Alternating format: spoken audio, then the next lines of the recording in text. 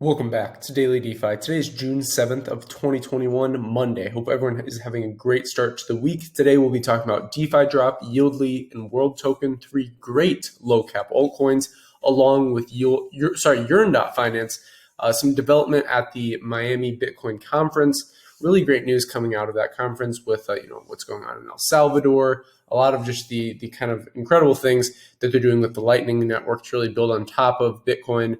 So we'll also talk about this. This is another great thing is the Bitcoin 2021 panelists make a moral case for Bitcoin. I thought this was interesting. I actually watched this. Jimmy Song is a great guy. He's been in crypto for a very long time. Robert Breedlove, huge fan. I highly recommend this podcast. I remember listening to it. It's with Lex Friedman, by the way. I remember listening to it when I was driving in Turkey to Göbekli Tepe, and just really insightful. They're both incredibly articulate gentlemen. So total value locked in decentralized finance sits at $67.05 billion, while Aave dominance is down and sideways just a little bit at 14.65%. DeFi Pulse Index up almost 2% at 391.09. So you can see what's kind of going on. I mean, this mostly correlated with what is happening with Bitcoin because that dominance is so high. So everything is up today. We're kind of looking good on this Monday. A lot of people are thinking like, Sunday, maybe we'll have this retracement back. But, I think we could see short term, if you're just looking at the technical analysis charts, once we break out of this, of this symmetrical / descending triangle that we're in, depending on what chart you're looking at, it's going to be a big move. Now, whether that's to the upside or the downside, I personally prepare for both. So I have plans set up, trades set up in both cases because I think this will most likely be a big trade. We have kind of done this overall pump, dump, consolidation, and we've been consolidating for a little bit now. I made a video a couple of days ago, I think it was on Saturday, talking about Bitcoin, is it going to 20K or 40K next? Those are really the measure move price targets out of the current triangle patterns. So here with Juicy NFTs, if it'll load for us, maybe, oh, wow. So NFT volume, that's crazy. I haven't seen this. I mean, these levels of NFTs have not been seen in a while. And CryptoPunks is up to that number one spot. Recently CryptoPunks has been down a little bit. So 24-hour NFT volume, $2.5 million, pretty crazy. We have seen this consistently stay at these levels, but over the past couple of weeks, it's been in the low thousands. So anyways, let's move on to this first article again from Decrypt. So in brief, the moral case for Bitcoin stems from property rights, thinks Bitcoin developer Jimmy Song, and also Jack Dorsey talked about this, and Michael Saylor, is it's truly the only thing where they're not able to take it away from you. You buy land, somebody can take it away from you. The government can take it away from you. You buy gold, you buy silver. If you're not custodying it right, someone can take it away from you. Even if you're storing it in a private vault, you have that problem.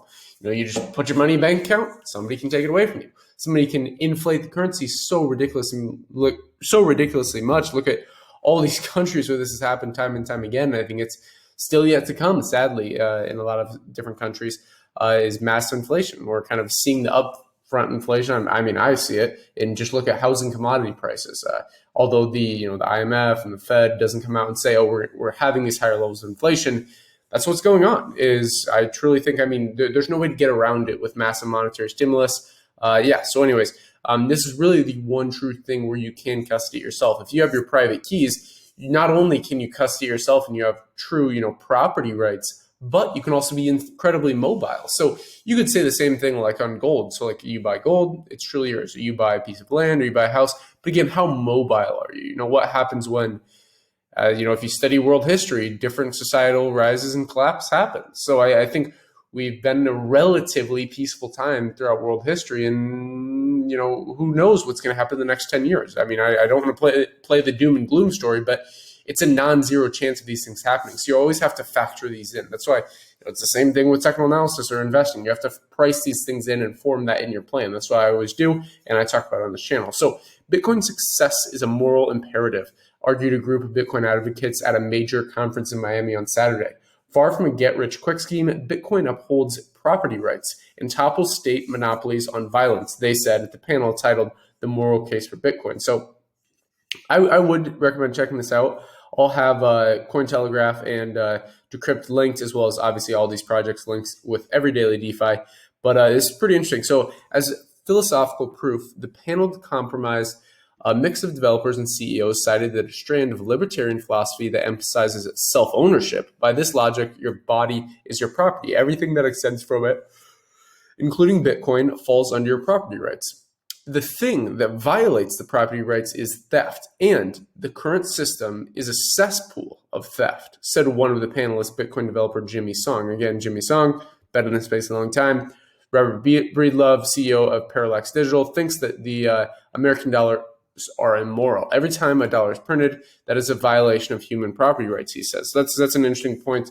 Breedlove is truly a modern day philosopher when it comes to Bitcoin. I mean, go listen to his series.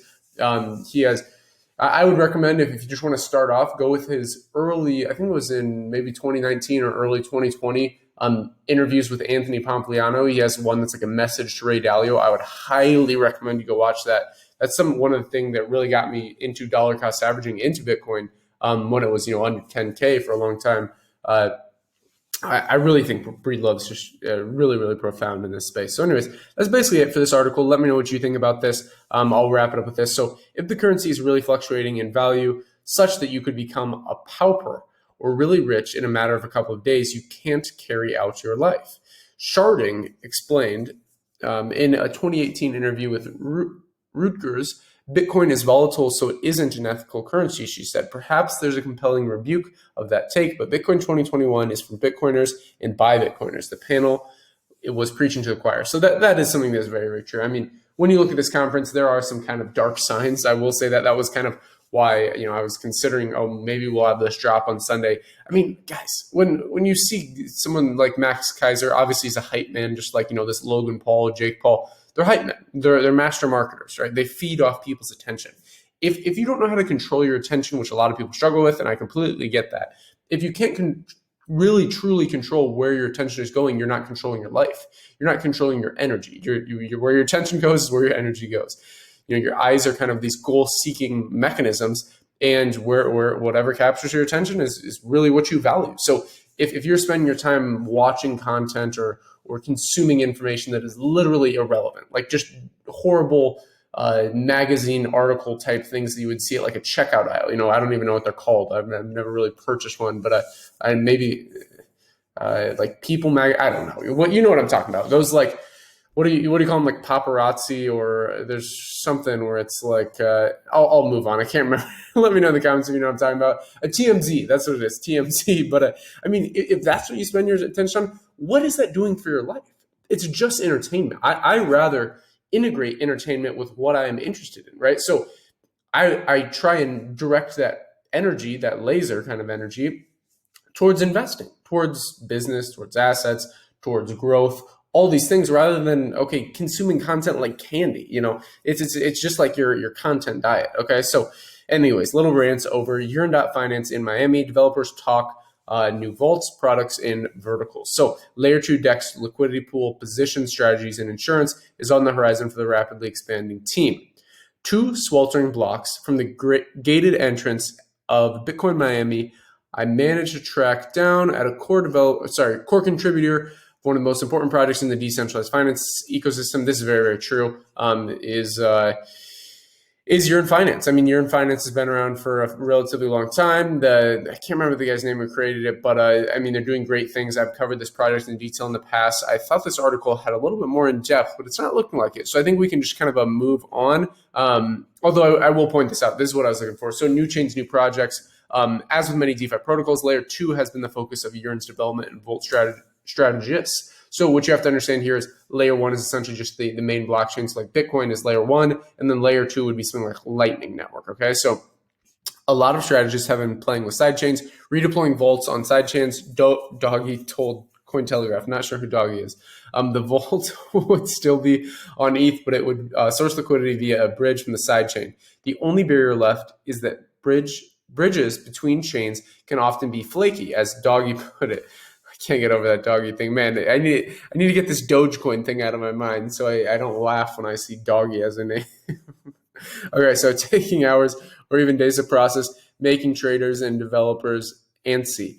In the end, he thinks that the roll-up solution as where the space will largely migrate. So that's great for YFI fundamentally, that they're building new things. That's always great. More scaling, more applications, more kind of banks, as they say here. So or vaults rather than products. So next, we're going to talk about 3 tokens that I think are very interesting. Extremely low cap, so high risk, high reward. Highly recommend doing your own research. Go watch that video, link down below in the description. First, world token. Basically, the way I see this is, eBay or these platforms basically where there's buying and selling exchanges. Well, that's kind of analog, right? You're getting something physically in the mail. So Amazon, eBay, Etsy, Depop, all these different sites.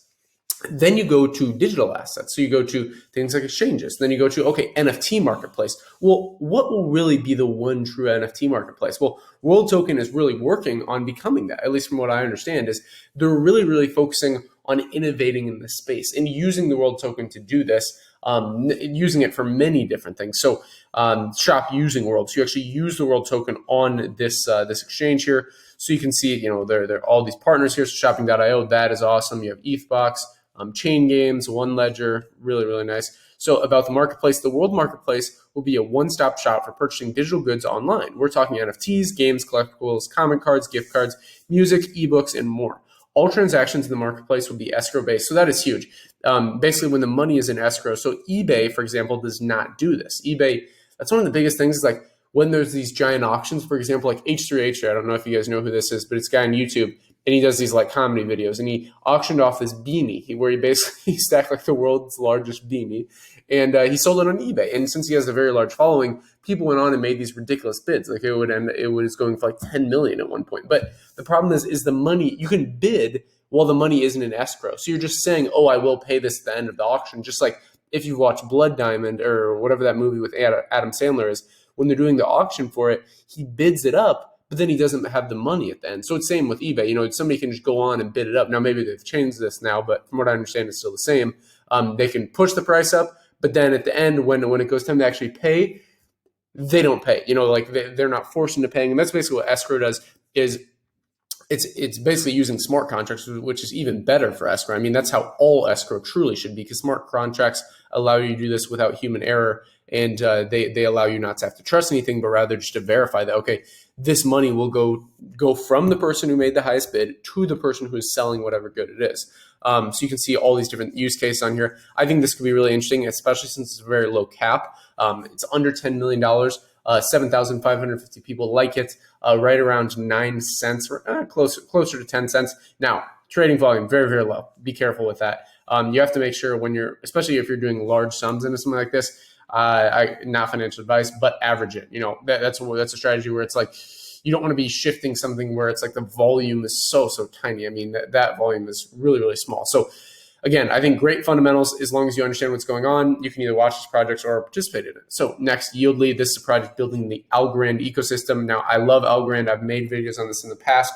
And one thing that they have been missing is DeFi. And really, Yieldy is putting the first DeFi products on Algorand. So I think that's absolutely awesome.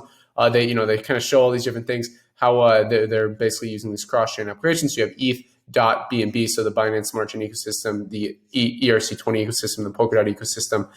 You can see their roadmap here, their team all here. So they're front-facing, which is awesome. It's always good to see. So let's read what they're talking about here. So we're reconceptualizing value, including the way it is exchanged. In our vision, the community will exchange their digital assets swiftly and simply. We are taking the first step towards connecting the blockchain universe by bringing DeFi to Algorand. Why Algorand? Because it allows users to trade faster with lower fees and more security than any other protocol. Now, when I first made the video on Algorand, I talked about really how they're focusing on beating the blockchain trilemma. So with the blockchain trilemma, you have decentralization, scalability, and speed, kind of speed and security. So what is going on here? Well, Algorand is really taking the point of view is, most crypto projects, most blockchain networks fail at one of those three things. So for example, Bitcoin does really, really well on decentralization, really, really well, I would say on, you could say on like privacy, but speed, not so much, right? So if somebody wants to, tip someone $2 in Bitcoin, the fee is going to cost more, right? So that's what something like the Lightning Network is doing. Yeah, so you get the point there. Check out Yieldy. Again, I'll have that link down below in the description. Interesting project to take a look at. So next, DefiDrop. This is pretty awesome. This is one that I've been actually looking for a while. You can see they're on CoinGecko, but again, very, very early stage. This should be the right one. Make sure you are on. Yep, so this is correct. Okay, so it's drops, the DROPS token. Be very careful. I mean, whenever a project that is showing question marks and market cap, be careful. But the point here is you should just understand these projects fundamentally, what they're doing before you even invest, right? You should not just go, someone on the street or your barber or your taxi driver or your cousin tells you to buy this token in the crypto space, Shiba Inu is going to blow up or Doge is going to blow up. It's the worst way to invest, right? It's just like playing the lottery. Rather, something like DefiDrop is doing great things, but it's extremely early stage. So you have to understand, okay, if you really get behind this project, if you really dig into the light paper, if you go into the tokenomics, if you go into, okay, what are all the features, then you can actually invest in something like this confidently. So this is a specialized launchpad and incubator for decentralized finance. The introduction to this project. With DeFi continuously on the rise, we are seeing a constant new development and innovation attempts across the space. However, with all the existing launchpads already out there, this is very true. I've talked about a lot of different launchpads on this channel, everything from TrustSwap, PokerStarter, DuckDuckDime. We've talked about SoulStarter. We've talked about, Sunday Swap, I think, or something like that for the Cardano ecosystem. You have CardStarter. There's a ton of different IDO kind of launch pads. But what they're doing here is quite interesting because they're basically identifying this narrative that, okay, the launch pads are already out there. Many of them are tailored. Not many of them are tailored to specifically decentralized finance and anonymous teams. DefiDrop helps to streamline that process for new and existing teams looking to make an impact on the DeFi scene, whilst providing exclusive and secure opportunities for its community. So that's great. Features: drop staking / liquidity providing staking programs, drop stakers, governance IDOs, token buybacks, token burns, periodic token buybacks, and burns. Okay, so I'm not sure why they repeated that, but moving on.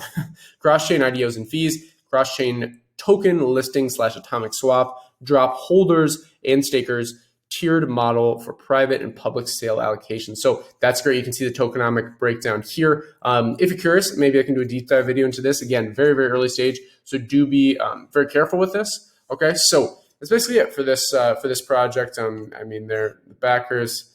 Shroom Daddy. Don't know if I know about any of those too well, but you can check them out, I guess. It is cool to see that, partners, DeFi Boost, CryptoX, HashX, Unimex, all great. So interesting project. Again, early stage with all of these three, but again, top 3 low cap gems at the moment, especially to watch for during this kind of further, consolidation in the crypto market. So that's all for this video. Let me know in the comments if you have any questions or what you want to see in more daily DeFi episodes. Moving forward, again, this is a daily series on decentralized finance. That's all for this video. If you enjoyed it, like, subscribe button all, invest global, and until next time.